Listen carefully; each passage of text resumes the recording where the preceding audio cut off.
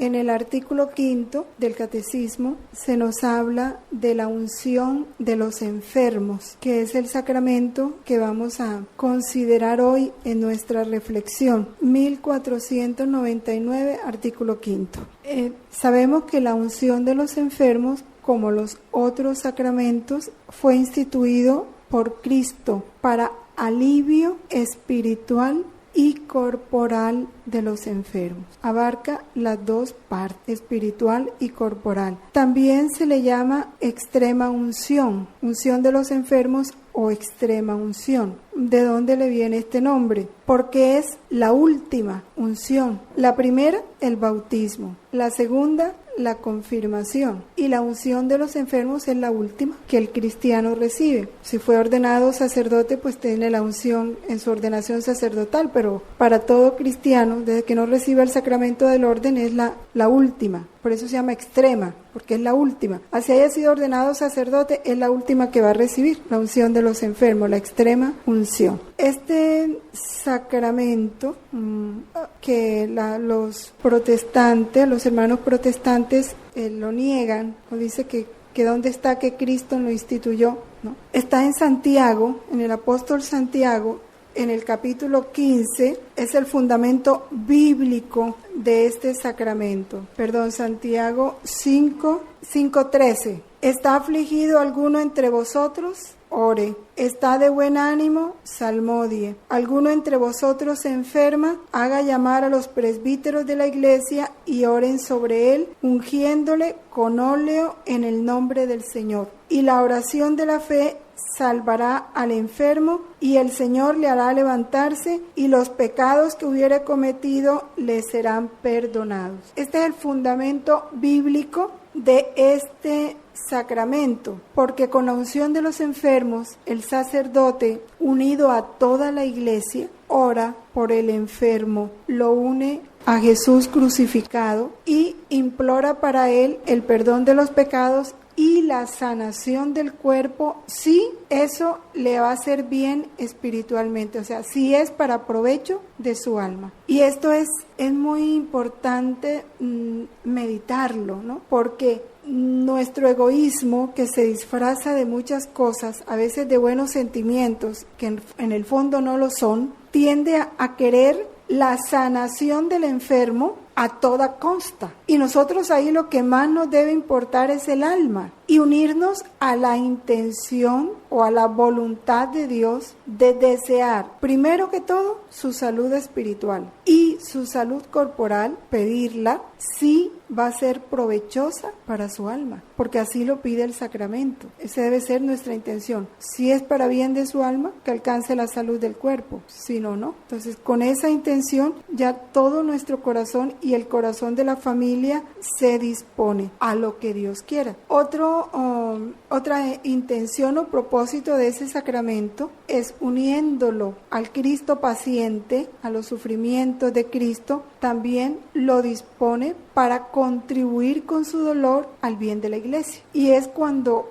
le da la gracia al enfermo de salir de sí mismo, porque regularmente la tendencia de una enfermedad es sanarme, porque se está pensando en sí mismo. Lo importante es, unido a Cristo, pensar en todo el fruto y el bien que se puede obtener con ese sufrimiento en favor de la iglesia, y a eso ayuda el sacramento. Vamos a ver un poquito entonces, todos sabemos que esta vida sacramental, Dios en la economía de la salvación, en cómo fue Él administrando la salvación desde el pecado, desde Adán y Eva, cómo Dios empezó a administrar la salvación, las gracias de salvación, fue dentro de esa administración, de esa economía, fue preparando cada sacramento, desde el Antiguo Testamento. Entonces vamos a mirar cómo se vivió o cómo vivió el pueblo de Dios la enfermedad en el Antiguo Testamento. La enfermedad y el sufrimiento siempre han sido como un problema, ¿no?, para el hombre. O sea, se resiste el hombre a experimentarlo, y dentro de esa enfermedad el hombre puede palpar su impotencia, sus límites, su finitud, no es eterno, y toda enfermedad nos lleva de comienzo a pensar en la muerte. Enseguida nos apunta hacia allá, hacia ese fin nuestro, que es pasar de esta vida mortal a la otra. Toda enfermedad puede tener llevar a la persona a dos reacciones diferentes. Una, la persona llenarse de angustia, de inquietud, se repliega sobre sí mismo, se desespera y puede llegar hasta rebelarse contra Dios. O lo contrario, ayuda a la persona a mirar las cosas realmente, a entender la realidad de la vida, a desapegarse de todo lo terreno, a empezar a trascender, a mirar la eternidad, a anhelar un cielo, a tomar en cuenta su vida espiritual si no lo ha tenido en cuenta, a buscar lo esencial en su vida para volverse hacia Dios. Cualquiera de estas dos reacciones. En el Antiguo Testamento la enfermedad siempre se vivió de cara a Dios. El pueblo de Dios en los momentos de enfermedad todo lo refería a Dios. Vamos a mirar algunos salmos. El Salmo 38 dice: mis inquietudes, nada hay sano en mi carne a causa de tu ira, nada hay íntegro en mis huesos a causa de mis pecados. Pues mis iniquidades pasan sobre mi cabeza, pesan sobre mí como pesada carga. Mis llagas son fétidas y purulentas a causa de mi locura. Estoy encorvado y en gran manera abatido. En luto camino todo el día, pues mis lomos están llenos de ardores y no hay en mi carne parte sana. Estoy desfallecido y sobremanera acabado, y doy rugidos por la conmoción de mi corazón. Señor, ante ti están todos mis deseos y no se te ocultan mis gemidos. Todo este salmo, estoy para caer, mi dolor está constantemente ante mí, confieso mi culpa y estoy acongojado por mis pecados. Es una oración humilde que se reconoce merecedor de esos sufrimientos, merecedor. Y yo creo que esa tiene que ser la actitud, la palabra de Dios nos dice que esa tiene que ser nuestra actitud ante todo sufrimiento físico, que es del que estamos hablando aquí. Primero, el pecado original ya nos hizo merecedor de la enfermedad. Segundo, recibimos en el bautismo la vida divina y sin embargo la dejamos a un lado para seguir viviendo nuestra vida, no la de Dios. O sea, nuestra voluntad, no la de Dios. Y eso ya es suficiente para nosotros aceptar con humildad la enfermedad. ¿Por qué? Hay un capítulo muy interesante en el volumen 20, el capítulo 14, que es de octubre 22 de 1926. En este capítulo dice Jesús: ¿cuál será el gran bien? El reino de mi voluntad encerrará todos los bienes, todos los milagros, los portentos más estrepitosos, más bien los sobrepasará a todos juntos. El reino de mi voluntad tendrá el alimento preservativo y cualquiera que entrará en él no tendrá ningún peligro de que pueda permanecer ciego, cojo y enfermo. La muerte en el alma no tendrá más poder, y si lo tendrá sobre el cuerpo no será muerte sino paso. Y faltando, esta es la parte más importante, faltando el alimento de la culpa y la voluntad humana degradada que produce la corrupción en los cuerpos, y estando el alimento preservativo de mi voluntad, tampoco los cuerpos estarán sujetos a descomponerse y a corromperse tan horriblemente de infundir temor aún a los más fuertes. ¿Qué crees tú que sea más milagro? ¿Dar la vista a un ciego, enderezar a un cojo, sanar a un enfermo, o bien tener un medio preservativo para que el ojo no pierda jamás su vista, que se camine siempre derecho, que se esté siempre sano? Esta es la diferencia del reino de la redención y del reino del fiat. En el primero fue milagro para los pobres desventurados, como lo es todavía ahora, que yacen, quién en una desventura, quién en otra. Y por eso yo di el ejemplo también en lo exterior, haciendo tantas diferentes curaciones que eran símbolo de las curaciones que yo hacía en las almas y que fácilmente regresan a su enfermedad. El segundo será milagro preservativo, o sea, el milagro de su voluntad, el milagro del fiat de la santificación es milagro preservativo, porque mi voluntad posee la milagrosa potencia que quien se hace dominar por ella no estará sujeto a ningún mal. Por lo tanto, no tendrá ninguna necesidad de hacer milagros, porque los conservará siempre sanos, santos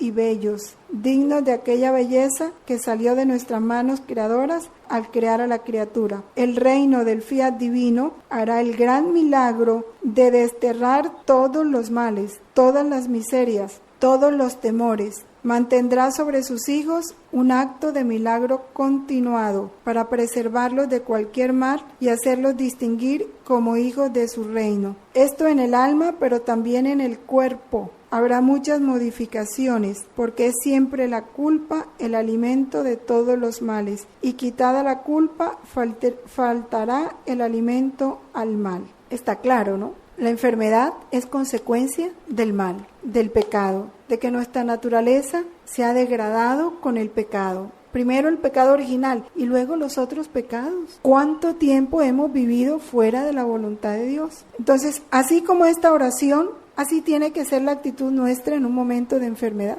de humildad, de reconocimiento. Pero también imploraban la curación. En el Salmo 6, capítulo 3, dice: ten piedad de mí, oh Yahvé, pues estoy desfallecido, sáname, pues tiemblan mis huesos, porque reconocían en Dios el médico del cuerpo y de las almas. En el Salmo 41 también está la oración de un enfermo grave. De igual manera, esta oración tiene aspectos muy hermosos. Bienaventurado el que se preocupa por el necesitado y el desvalido. Le sostendrá Yahvé en el lecho del dolor, le aliviará sobre su lecho en su enfermedad. Oh Yahvé, ten piedad de mí, haz que me levante y entonces les daré su merecido. Está hablando, ¿no?, de cómo en el momento de la enfermedad muchos lo abandonan. Imploran el perdón, también es un momento, la enfermedad se convierte en camino de conversión, de arrepentimiento, de comienzo de una nueva vida, como lo veíamos que puede ser uno de los efectos de la enfermedad. Lo veíamos en el Salmo 38. En Marcos 2:5, Jesús, ya con hechos, nos muestra cómo se vale de la enfermedad y del deseo que tienen los enfermos de curarse para darle lo principal, que es la sanación del alma. En Marcos 2 dice: vinieron trayéndole un paralítico que llevaban entre 4. No pudiendo presentárselo a causa de la muchedumbre, descubrieron el terrado por donde él estaba y hecha una abertura descolgaron la camilla en que yacía el paralítico. Viendo Jesús la fe de ellos, no fue por la fe del enfermo, fue por la fe de los que llevaban al enfermo. Viendo la fe de ellos, dijo al paralítico: hijo, tus pecados te son perdonados. Bueno, todo esto, estas citas nos van dando esa luz, ese conocimiento de cómo Dios en el momento de dolor y de enfermedad siempre está rodeando a sus hijos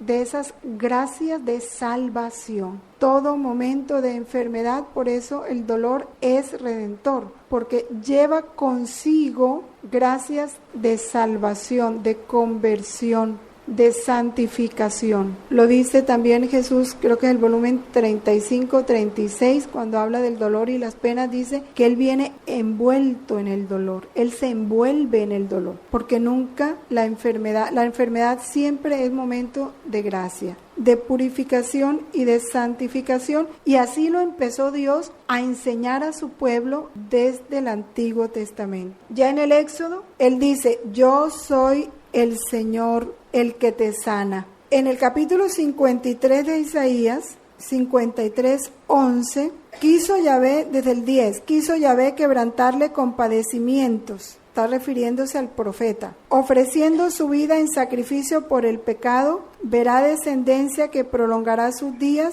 y el deseo de Yahvé prosperará en sus manos. Por la fatiga de su alma verá y se saciará de su conocimiento. El justo, mi siervo, justificará a muchos y cargará con las iniquidades de ellos. Es el valor redentor del sufrimiento, ¿no? El ofrecerlo por los demás. Completo en mi carne lo que falta a la pasión de Cristo en favor de su cuerpo, que es la iglesia. Pero también en Isaías Jesús anuncia que vendrá ese tiempo para Sion, para su iglesia, para su pueblo, en que perdonará toda falta y curará toda enfermedad.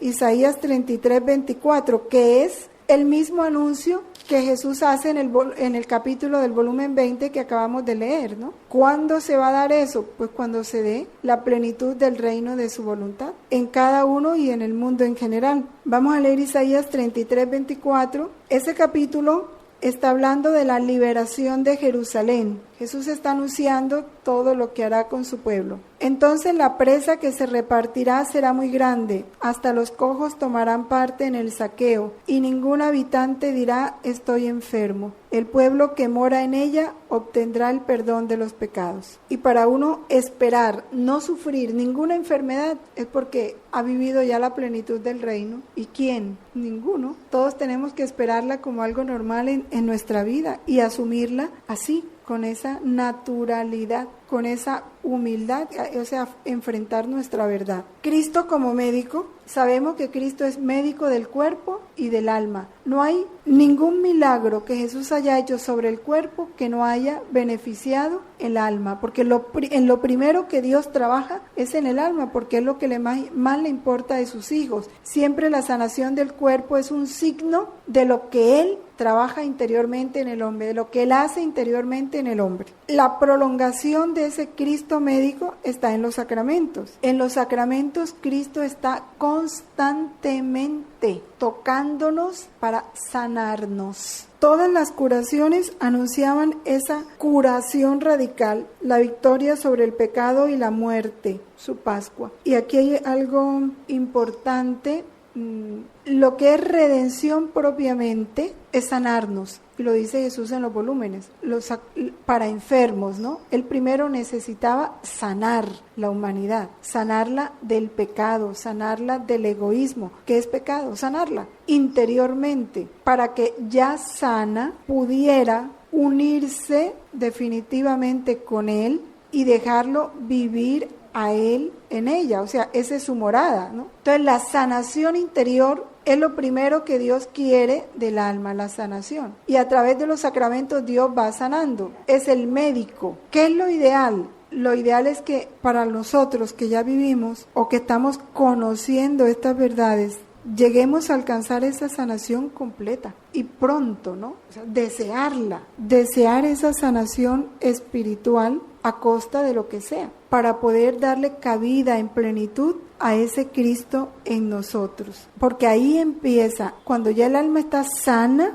ahí empieza la plenitud de la vida divina. Mientras no haya una sanación completa, todavía Dios tiene que ir transformando esa morada de Él poco a poco, pero lo va haciendo. Lo que Dios quiere es una curación radical, victoria sobre el pecado y la muerte. Bueno, esto ya nos lo llevará a meditar mucho cuando Él habla cómo vivir los sacramentos en modo divino, cómo ya no ir en qué medida se va dando la sanación, también lo dice Él, en la medida en que nos vamos olvidando de nosotros mismos para pensar solo en Él. Entonces se va dando esa inmaculadez en la medida en que el hombre va desapareciendo el yo, el amor propio, el egoísmo, el mirarse uno. En esa medida va creciendo el amor, y el amor es el que nos purifica, el amor es el que nos transforma, ser santos e inmaculados en su presencia por el amor. Este ministerio de sanación que Jesús inicia, lo participa a los apóstoles, para que los apóstoles continúen en la iglesia ese trabajo de sanar.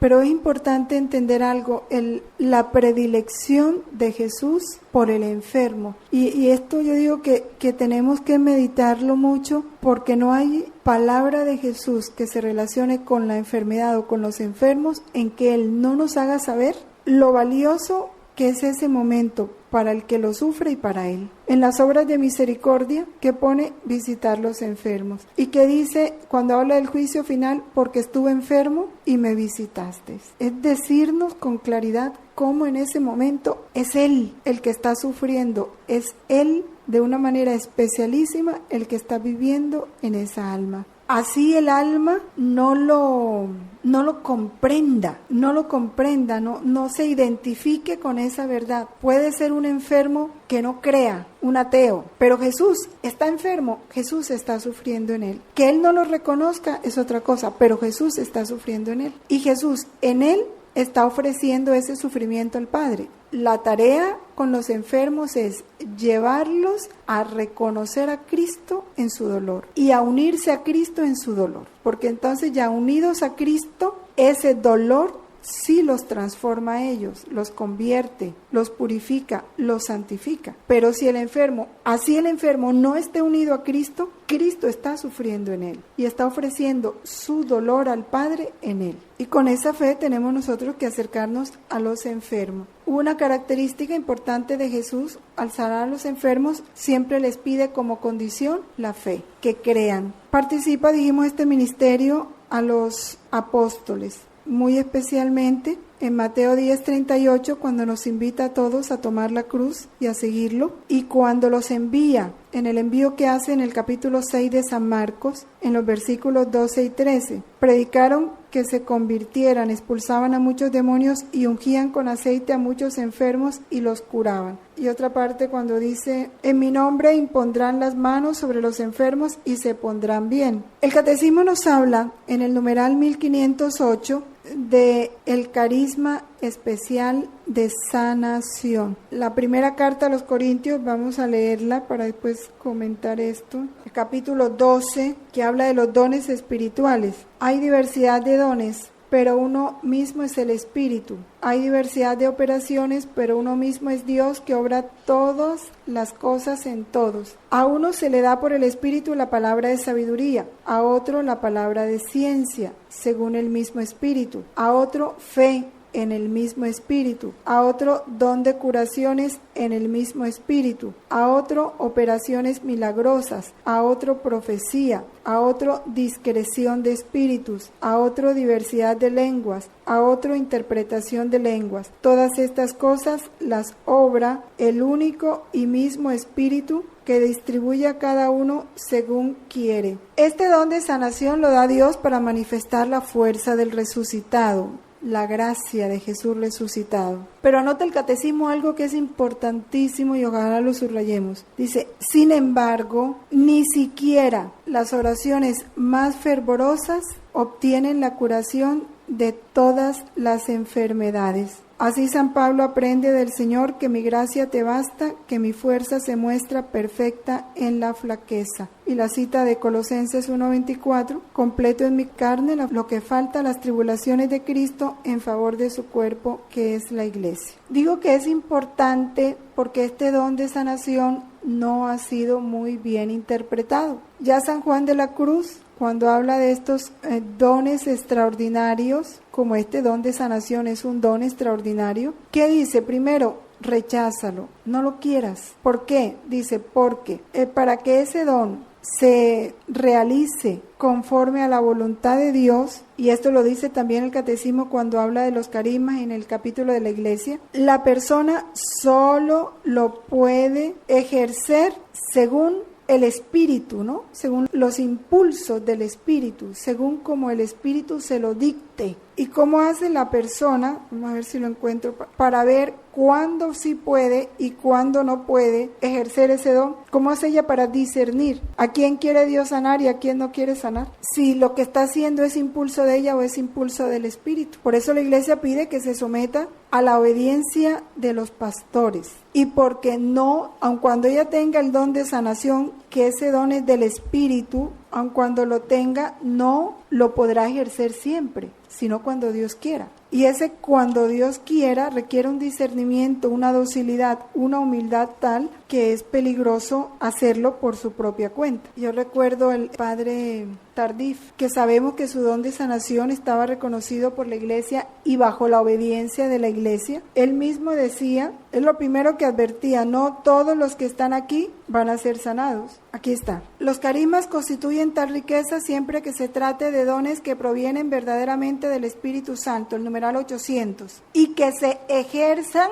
de modo plenamente conforme, fíjense, que se ejerzan de modo plenamente conforme a los impulsos auténticos de este mismo espíritu. Y eso ya es fuerte, que se ejerzan de modo plenamente conforme a los impulsos auténticos de este mismo espíritu, es decir, según la caridad. Y la caridad es el amor de Dios. Y el amor es el primer fruto de la voluntad, es el hijo primogénito de la voluntad de Dios. O sea que si Dios sana, sana por amor, y si no sana, no sana por amor. Entonces aquí nada tiene que ver ni la voluntad del enfermo, ni la voluntad del que tiene el don, sino la voluntad de Dios. Entonces requiere un cuidado tremendo. Entonces, por eso hay que, ese carisma o don de sanación, siempre se pide que se ejerza bajo la obediencia de los pastores y con sumo cuidado. Ha habido errores tremendos, como el de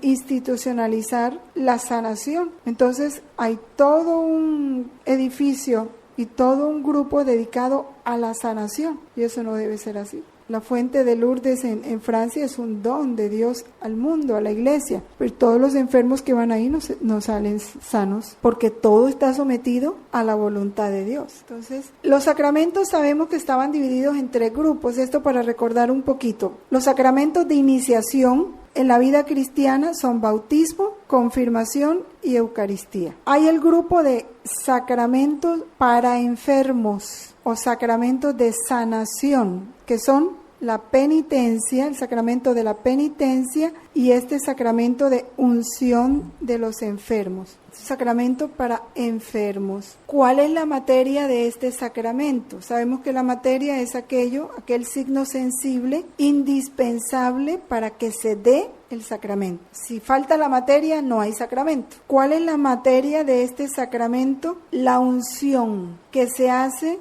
con el óleo consagrado por el obispo en la misa crismal, ¿no? El óleo de los enfermos, que es consagrado por el obispo el Jueves Santo. Esa es la materia del sacramento. ¿Quién es el ministro de este sacramento? El sacerdote, el obispo y el sacerdote, no más. Este sacramento no lo puede administrar ni un diácono ni ningún laico. ¿Y quién es el sujeto? El enfermo que está en peligro de muerte, o el cristiano que está en peligro de muerte, el bautizado que está en peligro de muerte por enfermedad o por vejez. ¿Qué condiciones tiene el sujeto para recibir el sacramento? Que sea bautizado, que esté en peligro de muerte, que tenga la intención de recibir el sacramento, que esté en estado de gracia, si se puede confesar preferiblemente, ¿no? Y que haya podido pecar. ¿Por qué se habla de que haya podido pecar? Porque si un niño está recién bautizado, un niño de 2 años, lo bautizaron y está en peligro de muerte, ¿por qué al niño de 2 años no se le va a aplicar la unción de los enfermos? Porque no ha podido pecar, no tiene el uso de razón. Entonces, ahora si es un adulto y recibió el bautismo en la cama, en la enfermedad, no necesita el sacramento de unción de enfermos, porque ya el bautismo le dio el perdón total de sus pecados, ¿no? Una persona que está en coma se le aplica condicionalmente, o sea, confiando en que tuvo la contrición si no se ha confesado, contrición de sus pecados. Ya todo esto vamos a leerlo más adelante. Este sacramento no se puede recibir 2 veces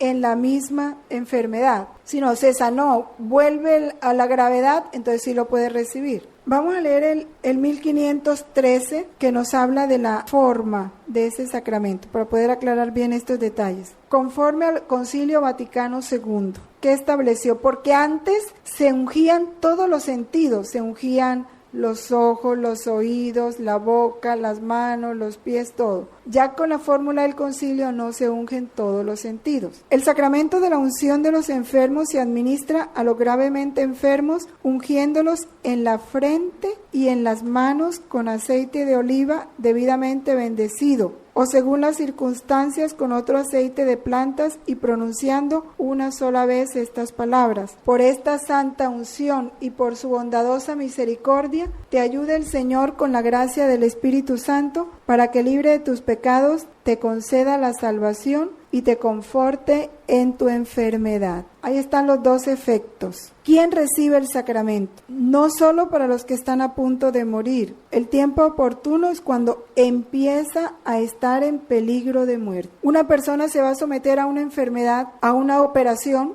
delicada, debe aplicarse porque está en peligro de muerte. Puede quedarse en la cirugía. Si un enfermo que recibió la unción recupera la salud, puede, en caso de nueva enfermedad grave, recibir de nuevo este sacramento, pero en otra enfermedad o en la misma, pero en la recaída. ¿Sí está claro esto? Sí. Porque hay veces que se vuelve como una feria. Quieren dárselo a toda hora, ya se lo aplicaron el jueves y un padre llega el sábado. Ay, padre, sí, aplíqueselo. No, pues si ya se lo aplicaron el jueves ya, ¿verdad? Es la misma enfermedad. En el curso de la misma enfermedad, el sacramento puede ser reiterado si la enfermedad se agrava, cambia de estado, ¿no? La persona lo recibió antes de la cirugía y está en el posoperatorio y está normal y de pronto se agrava, puede recibir la unción de los enfermos. Es apropiado recibir la unción de los enfermos antes de una operación importante y esto mismo puede aplicarse a las personas de edad avanzada cuyas fuerzas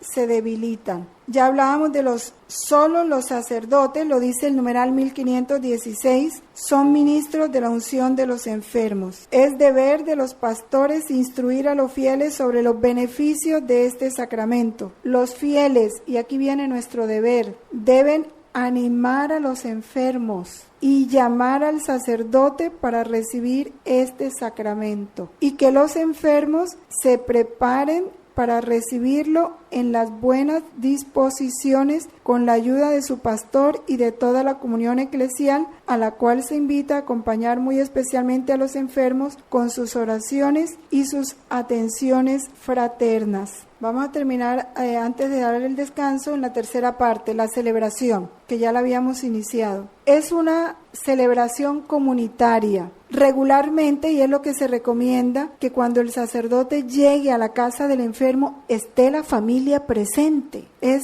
falta de todo, digo, de fe, de respeto, de consideración, de valor, el que se llame al sacerdote y todos se vayan y dejen que sea la persona que trabaja ahí, que no es pariente del enfermo, la que recibe el sacerdote, y el sacerdote se encuentra solo con el enfermo. No, es una celebración comunitaria y debe estar toda la familia ahí presente. Es conveniente que se celebre dentro de la Eucaristía. Si las circunstancias lo permiten, la celebración del sacramento puede ir precedida del sacramento de la penitencia y seguida del sacramento de la Eucaristía. Es lo mejor, que el enfermo esté bien preparado. ¿Por qué se dice si las circunstancias lo permiten? Porque si el enfermo está consciente, pero si es un accidente de tránsito y la persona no está con posibilidades de confesarse, no está consciente, entonces es cuando se le administra, pero mientras se puede, debe estar precedido del sacramento de la penitencia. Siempre todo sacramento está iluminado, fundamentado en la palabra, porque la palabra también es alimento, también es fuerza y también es luz. Forma un todo con el sacramento. Entonces la liturgia de la palabra abre la celebración de este sacramento de la unción de los enfermos. Dice el catecismo, las palabras de Cristo y el testimonio de los apóstoles suscitan la fe del enfermo y de la comunidad para pedir al Señor la fuerza de su espíritu. Ya el numeral 1519 nos explica más concretamente cómo se celebra. Los elementos de la celebración. Dice, los presbíteros de la iglesia imponen en silencio las manos a los enfermos, oran por los enfermos en la fe de la iglesia. Son los elementos, ¿no? La imposición, la oración, la unción al enfermo con el óleo bendecido, si es posible, por el obispo. Por eso es un momento especial. Por eso no debe estar el sacerdote solo con el enfermo. Por eso debe estar acompañado, porque es la oración de la iglesia, del presbítero con la iglesia. Y la familia representa allí la iglesia. En esto hago hincapié porque me ha tocado en este sentido, como que lo importante es que el sacerdote llegue. Quien esté en ese momento no interesa y no debe ser así. Vamos entonces a dejar allí para tener un descanso y volvemos.